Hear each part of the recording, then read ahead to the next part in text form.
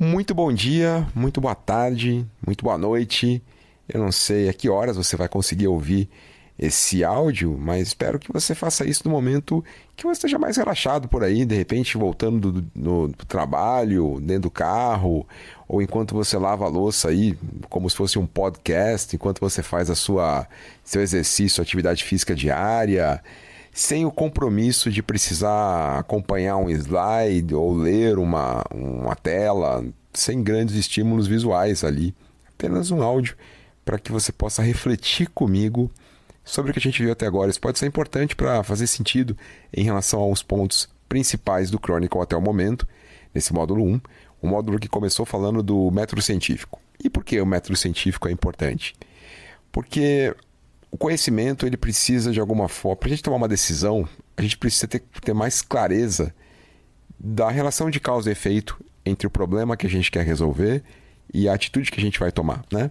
Então imagina só, você está lá com dor de cabeça e você vai recorrer a um remédio para dor de cabeça. O que você busca é um tratamento, um protocolo, né, como os médicos chamam, que seja validado, que haja referências, que haja material, base, para assegurar que para aquele problema que você quer resolver, aquele remédio é eficaz.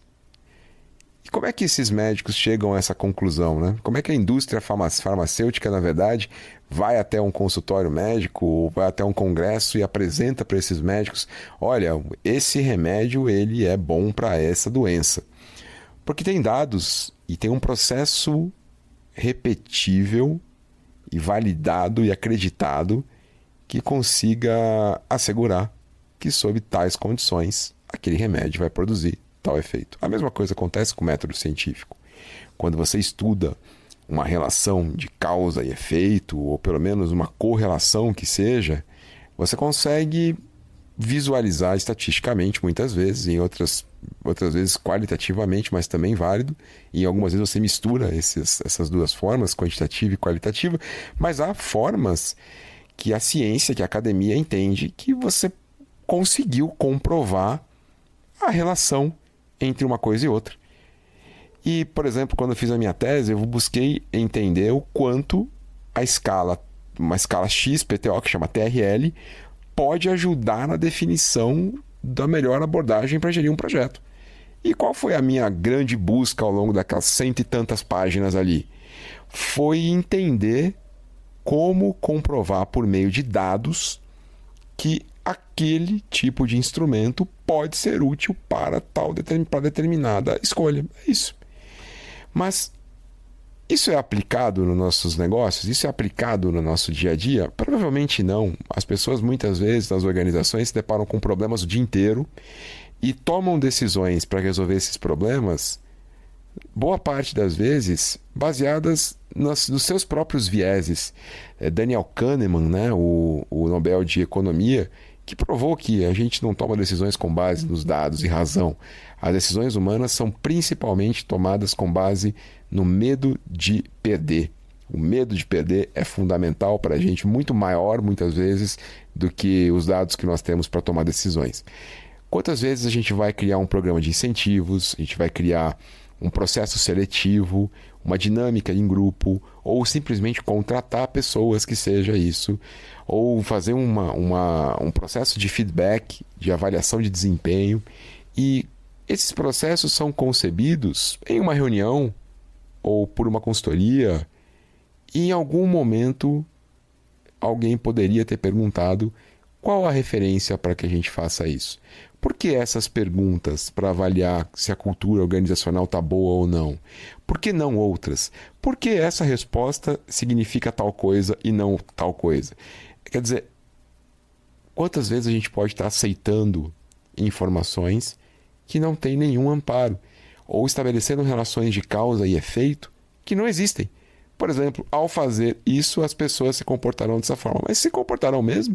Há evidências que isso se aplica à nossa espécie? É possível prever esse tipo de comportamento mesmo? Ou a gente está fazendo uma suposição que não há nenhum amparo, né? A ciência sempre buscou gerar conhecimento que fosse aplicável. E talvez a grande frustração da academia ainda seja, talvez quase certamente, é a dificuldade que nós temos de levar esses conhecimentos para o nosso dia a dia. Quando eu entrei na academia, quando eu comecei a fazer as minhas pesquisas, eu optei por fazer um curso de DBA, né, que é um doutorado profissional, porque foi o que mais me interessou, justamente por essa busca que esse tipo de curso tem de não criar conhecimento novo. O objetivo não é criar conhecimento novo, mas é aplicar o conhecimento existente na prática. Quer dizer, há uma lacuna muito grande entre o conhecimento gerado na academia e as decisões tomadas nos negócios. O que não deveria acontecer, porque o conhecimento gerado ali é justamente gerado para que a gente possa tomar decisões melhores. E o primeiro módulo do Chronicle nos ensinou a acessar esse conhecimento. Como eu acesso um conhecimento? Eu tenho uma pergunta a responder. Eu tenho um problema a resolver. Eu quero resolver esse problema. Como eu faço? Primeiro, eu extraio as principais palavras ou a pergunta que eu quero responder. Vou até as bases científicas e tento entender sobre os ombros de quais gigantes eu preciso subir para conseguir chegar lá. Quem foi que já pesquisou sobre isso? Quais foram as bases que essas pessoas recorreram? Quais foram as conclusões que elas chegaram e quais são as recomendações que elas fazem? E a partir desse conhecimento, eu já sei por onde começar. Eu não preciso começar do começo. Eu posso começar de onde eles pararam. No primeiro vídeo, a gente exercita tanto a busca por essas informações, como também formas de você acessar os artigos e validar se a revista que você está consultando é uma revista bastante qualificada, bem classificada ou não. Há revistas que publicam artigos que não são muito bem conceituados. O perigo disso é você estar subindo em ombros de gigantes que logo logo te derrubam lá na frente, né? Que não há de fato uma validação tão rigorosa sobre o processo que foi aplicado ali. Vídeo 1. O vídeo 2, ele já materializa esse conceito trazendo um experimento que começou há 100 anos atrás, o de Hawthorne, que teve descobertas. E as principais descobertas de Hawthorne são muitas, né? Mas se a gente pudesse resumir as principais, é que a principal é a que os fatores físicos não desempenham um papel tão importante na motivação e na produtividade das pessoas quanto os fatores psicológicos e sociais. O ser humano, ele é mais motivado, a motivação do ser humano é mais influenciada por fatores psicológicos e sociais do que físicos, como iluminação, como temperatura do ambiente, como a presença ou não dos gestores. Se as pessoas se sentirem bem tratadas, se as pessoas se sentirem importantes, isso afeta a produtividade delas. Bom, uma vez que a gente tenha trabalhado nessa visão de Hawthorne, o nosso primeiro encontro expandiu isso, trazendo mais 2 artigos, duas visões de motivação. E no primeiro encontro do Chronicle, a gente trouxe alguns artigos de algumas pesquisas interessantes, quer dizer, pessoas que tentaram responder a perguntas intrigantes sobre motivação humana. E o nosso destaque foi para o artigo publicado pelo Richard Heckman e pelo Greg Oldham. A gente está falando de algo ali na década de 70, né? A pesquisa que eles criaram, a pesquisa Motivation Through the Design of Work, Test of a Theory, ela tinha como função tentar responder a seguinte pergunta. Veja só. Como as características dos trabalhos se relacionam com questões individuais, com atributos individuais que possam afetar o estado psicológico, a maneira como as pessoas estão psicologicamente e o quanto essa alteração psicológica pode interferir na motivação e na produtividade. Então, olha quantas relações eles quiseram checar aí. Então, as características do trabalho afetam a maneira como as pessoas ficam psicologicamente, o estado psicológico das pessoas? A alteração desses estados psicológicos afeta a motivação? E a motivação afeta o desempenho? E para isso, eles precisaram começar esse trabalho olhando quais são os estados psicológicos que nós queremos analisar. E eles perceberam que há alguns estados psicológicos importantes. Então, os 3 que eles elegeram foram O estado psicológico no qual a pessoa sente uma experiência de significado no trabalho dela. Esse estado psicológico é quando as pessoas percebem o seu trabalho como sendo significativo, importante, valioso. Então, olha só, o design do trabalho, as características do trabalho podem gerar esse tipo de sentimento nas pessoas? Eu estou chamando de sentimento com licença poética, porque é um estado psicológico e não um sentimento em si. O segundo estado psicológico é o estado psicológico de uma experiência de responsabilidade pelos resultados do trabalho. E ele acontece quando as pessoas sentem que têm autonomia ou liberdade para tomar as decisões sobre como e quando realizar os seus trabalhos. Como se elas se sentissem pessoalmente responsáveis pelos resultados daquilo que estão fazendo. E o terceiro estado psicológico é o conhecimento dos resultados das atividades do trabalho. É o quanto as pessoas sentem que o resultado do que elas fazem contribui de fato para algo. É quando os funcionários sabem como estão se saindo, se bem ou não, e têm a possibilidade de ajustar suas ações quando necessário para melhorar ou manter o desempenho da sua qualidade. Tudo a ver com o feedback. E o que eles perceberam é que há 5 dimensões, mapearam, não é que há só 5, mas eles mapearam 5 características de um trabalho. Então imagina que você está fazendo alguma coisa, imagina que você está construindo uma casa. Eles mapearam 5 características que um trabalho pode ter e perceberam que essas características afetam esses estados psicológicos. Quer dizer, se o trabalho que você estiver fazendo tiver essas características, isso pode estimular aqueles 3 estados psicológicos que eu te falei. E o que eles perceberam é que quando esses estados psicológicos são presentes, as pessoas produzem mais. Olha só então, 3 estados psicológicos: experiência de significado no trabalho, experiência de responsabilidade pelos resultados e conhecimento dos resultados das minhas atividades no todo, né?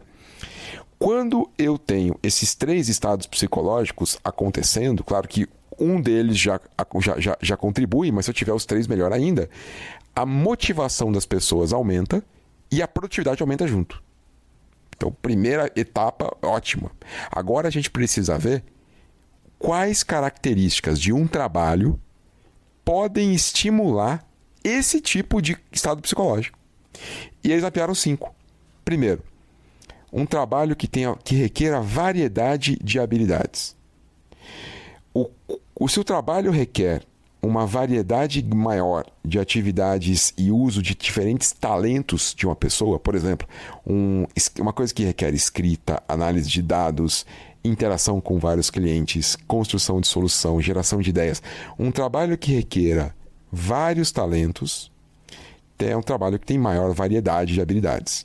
Identidade da tarefa foi o segundo atributo. Quer dizer, o grau em que o trabalho requer a conclusão de uma peça inteira. Ou seja, fazer o trabalho do início ao fim, com um resultado visível. A pessoa tem clareza do resultado do trabalho dela. Se você manda alguém fazer a parede, não é, você só separa os tijolos.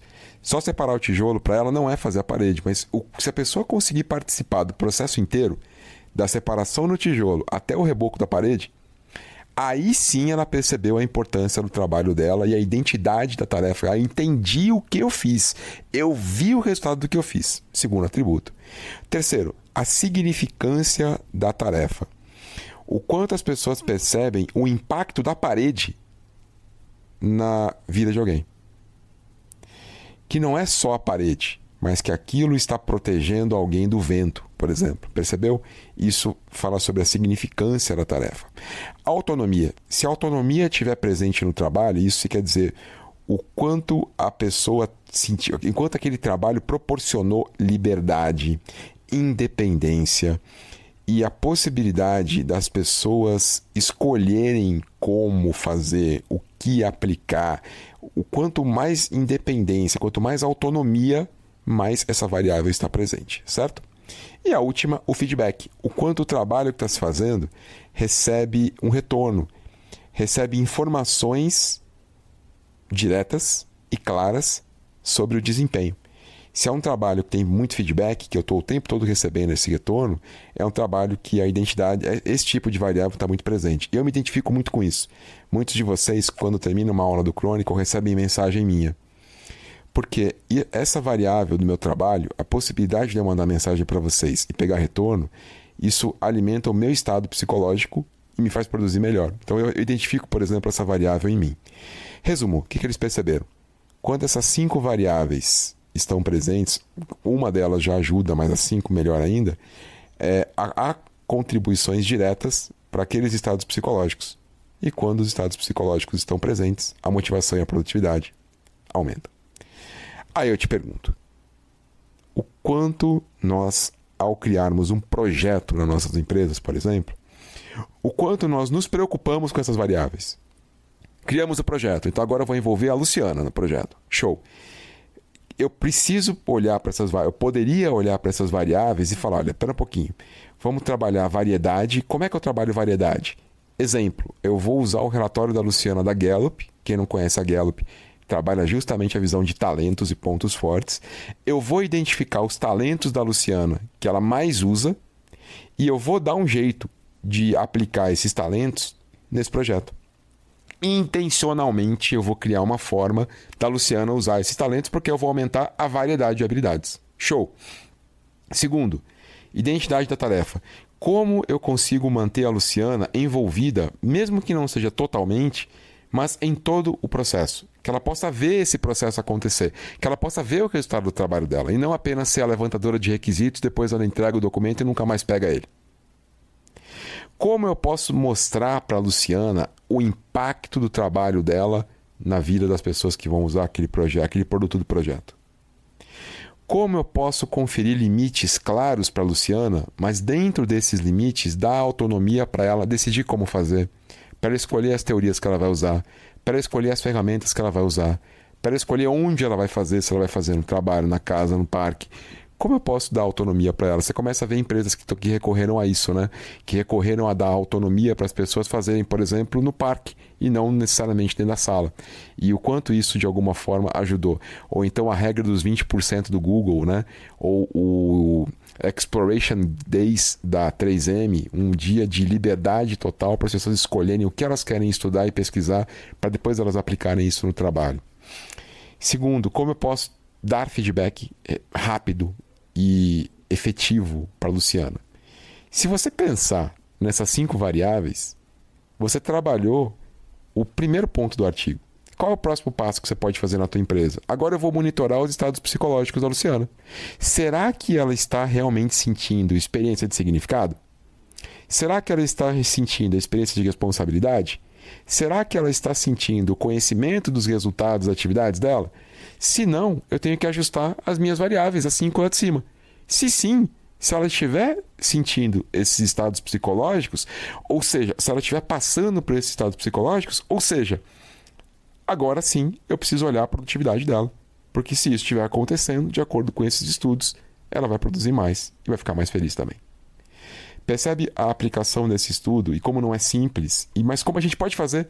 Como você amanhã, no seu novo projeto, no seu novo produto, pode intencionalmente olhar para um estudo como esse e tomar decisões melhores. Bom, ontem a gente viu um outro artigo que tinha uma outra proposta. E a proposta desse artigo de ontem era qual a relação entre a definição de metas e a motivação das pessoas.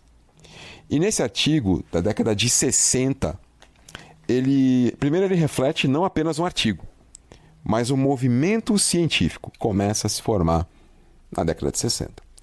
E esse movimento tenta entender a relação entre metas, incentivos e desempenho humano nas organizações. Os 2 pesquisadores nesse artigo, o Latam e o Locke, são grandes nomes em relação a esses estudos. E é uma série de artigos publicados por eles, tentando ajudar as pessoas a compreenderem essa relação entre a definição de metas, os incentivos dados às pessoas e o desempenho delas no trabalho. O Edwin Locke é um pioneiro nesse campo. Ele publicou em 68 um artigo que é considerado um artigo seminal, né? Ele propôs uma teoria nesse artigo revolucionária, sugerindo que os objetivos conscientes e as intenções das pessoas são mediadoras, ou seja, de alguma forma influenciam de uma forma crucial, tá? No desempenho das tarefas. E ele desafiou, nesse artigo, a visão behaviorista, que é um outro movimento, um outro tipo de movimento científico, que dominava a psicologia na época. Ele argumentou que as metas específicas e desafiadoras, quando estão alinhadas aos incentivos certos, podem levar a um desempenho significativamente melhor do que metas genéricas ou simplesmente faça o seu melhor. Olha que interessante. Havia um movimento científico na época, o behaviorismo, e o Locke ele desafia isso, dizendo que não é meramente uma questão relacionada a comportamento humano, mas há uma relação objetiva entre as metas das pessoas, específicas e desafiadoras, e isso alinhado aos incentivos certos. Quando isso está funcionando de maneira coordenada, o desempenho pode ser muito melhor. Bom, a pesquisa dele abriu portas para uma nova compreensão da motivação nesse trabalho que ele fez, e foi apenas o começo do trabalho. Em 79, o Lacan se junta ao Locke e eles colaboram em um estudo que ampliou as descobertas iniciais que foram feitas ali em 60. Década de 60, né? Publicando o Goal Setting, a Motivational Technique That Works. Eu vou passar para vocês todos esses artigos. Eles exploraram a técnica de definição de metas em profundidade. Então, eles não apenas aprofundaram a pesquisa, mas eles aplicaram isso em profundidade e demonstraram a sua eficácia em diversos contextos organizacionais. Então, nesses contextos, essas técnicas funcionaram muito bem. Bom, esse trabalho ele confirma que a definição de metas claras e desafiadoras, aliada ao feedback adequado e a um ambiente que dá suporte a essas metas, pode levar a melhorias significativas na produtividade, reduzir o absenteísmo e minimizar lesões. Olha que coisa, até a segurança no trabalho foi afetada por isso. Minimizar as lesões no local de trabalho. Em 81, eles publicam um artigo complementar, avançando ainda mais na pesquisa que eles começaram 20 anos antes, sobre motivação e definição de metas. E nesse estudo, eles aprofundam o entendimento sobre como a participação das pessoas na definição das metas e a natureza dos incentivos afetam a aceitação das metas e o desempenho subsequente. O que eles percebem é que não basta ter metas. As pessoas precisam aceitar essas metas. Elas precisam comprar essas metas. Elas precisam querer alcançar essas metas. Essas metas precisam ter um significado para essas pessoas, certo? Nesse estudo de 81, demonstrou-se que, contrariamente ao que eles esperavam, em certos contextos, as metas atribuídas, ou seja, se a liderança atribuir as metas em vez de co-criar essas metas com as pessoas, podem ser tão eficazes quanto aquelas metas em que as pessoas participaram ativamente da definição. Porque o que importa não é como a meta foi definida, mas o quanto essas metas eram percebidas pela pessoa como válidas, importantes e desafiadoras. Percebe? Se o meu gestor, minha gestora, define metas para mim, eu não participo da definição, mas eu reconheço essas metas como desafiadoras, válidas, importantes, o impacto disso na minha produtividade é o mesmo de quando eu defino as metas para mim. Da mesma forma, se eu definir as metas para mim, mas eu definir qualquer coisa, o impacto é tão insignificante quanto o impacto de quando a minha chefe ou meu chefe define para mim. Ou seja, não importa quem definiu, o que importa é o quanto isso foi importante para você. E esses trabalhos juntos formam uma trilogia. E para quem é nerd que nem eu, adora trilogias, isso é um trabalho maravilhoso de se ler, porque não apenas desafiou os conceitos psicológicos que eram estabelecidos até aquela época, mas forneceu uma base sólida para práticas gerenciais modernas. E através desses estudos, o Locke e o Lacan e os outros que também participaram das pesquisas subsequentes, eles não apenas revelaram o poder da definição de metas como uma ferramenta motivacional, mas demonstraram a importância da intenção e do propósito consciente na realização de tarefas completas. Assim, essa trilogia ainda é um marco muito importante, e uma parte bem interessante dela é no final do artigo, quando eles orientam a utilizar o MBO, o Management by Objectives, do Peter Drucker, que, na minha visão, é a materialização dos... É melhor do que isso, é o embrião dos OKRs. E, para mim, eu vejo claramente como o método dos métodos modernos, ou mais modernos, de definição de metas, os OKRs tendo o DNA mais forte do MBO. Os outros talvez até tenham alguma influência, mas para mim nenhum deles tão fortemente como o MBO do Peter Drucker. O MBO do Peter Drucker, ele é profundamente materializado nos OKRs. E uma das características principais dos OKRs, olha que interessante, é que você cria dois tipos. OKRs, para quem não sabe do que eu estou falando, Objectives and Key Results, ou OKRs, uma forma de definição de metas, um método, por que não, de definição de metas e de gestão que foi concebido pelo Andrew Grove, o tão famoso CEO da Intel. E uma coisa muito interessante que você encontra tanto no livro High Output Management, principalmente nesse livro, mas também no livro escrito pelo John Doerr, do Google, que foi um dos grandes aplicadores dos OKRs. O livro chama Avalie o que Importa. Nesses dois livros, mas principalmente no primeiro, que é do próprio Andrew Grove, High Output Management, a gente encontra o seguinte: a criação de dois tipos de objetivos. Objetivos que você vai alcançar e objetivos que você não vai alcançar. Olha que interessante isso. E ele chama de OKRs compromissados e OKRs ambiciosos. Os OKRs compromissados, você vai ser cobrado por 100% deles. Mas os OKRs ambiciosos não vai ser cobrado. Inclusive, é esperado que você não os alcance. Porque se você os alcançar, é sinal de que você não está querendo coisas ambiciosas o suficiente. E uma das características dos OKRs é o quanto esse framework motiva as pessoas. Mas ele não motiva pelo OKR em si.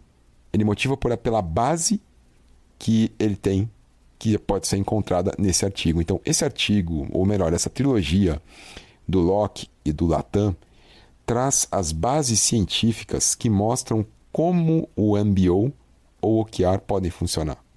Então eu vejo muitas empresas hoje utilizando os OKRs, por exemplo, mas não conseguem ter o resultado que esperam, tanto do ponto de vista de motivação das pessoas, quanto do ponto de vista de aumento na produtividade.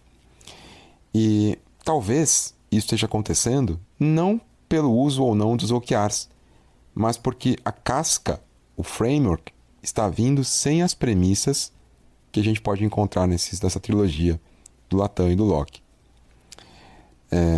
Que talvez o framework esteja sendo utilizado só da ponto de vista técnico, mas não esteja incorporando os fatores como: será que as pessoas acreditam e percebem valor e realmente compraram essas metas?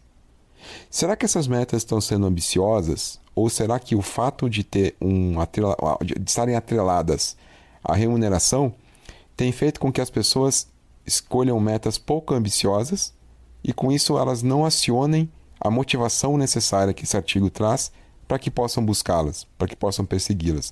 Inclusive, nessa própria trilogia, quando o dinheiro está associado à meta, isso não há uma relação direta entre dinheiro e a meta a ser alcançada.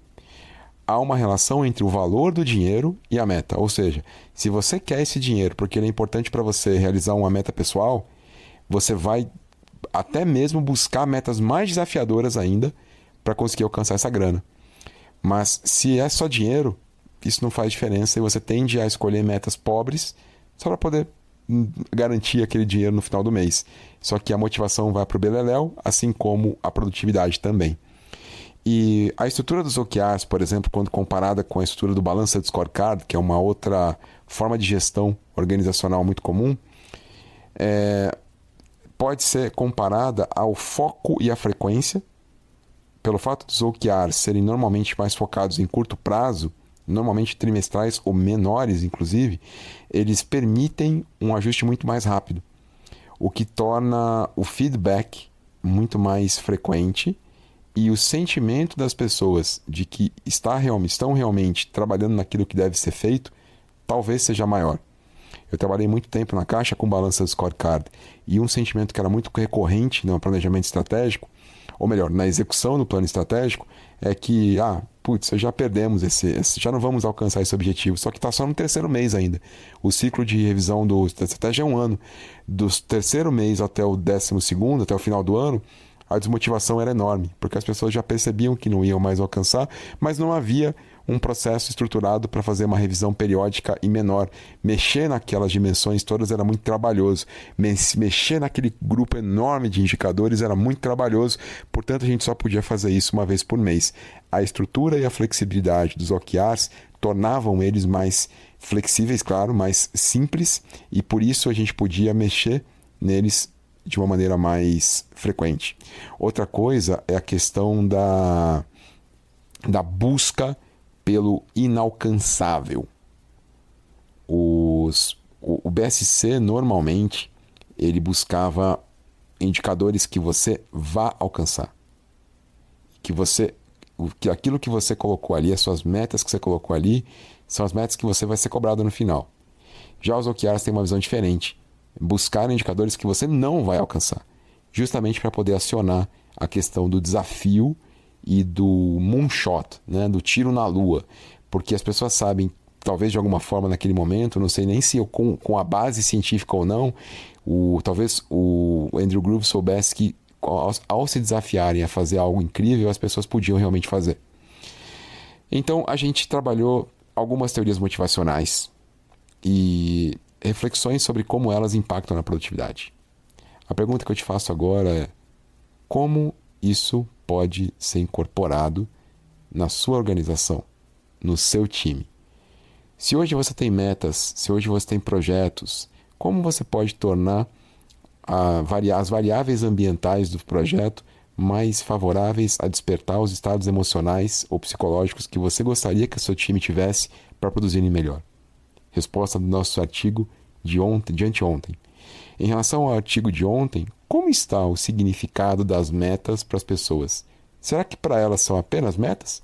Ou será que a gente conseguiu de fato fazer com que aquilo tivesse um valor profundo para elas? E Gino, como é que eu posso fazer isso? Como é que eu posso ajudar as pessoas a reconhecerem valor nas metas? Talvez utilizando outras pesquisas científicas sobre o que as pessoas valorizam. Uma pesquisa científica que ajuda nisso é a do professor Stephen Rees sobre os desejos básicos das pessoas.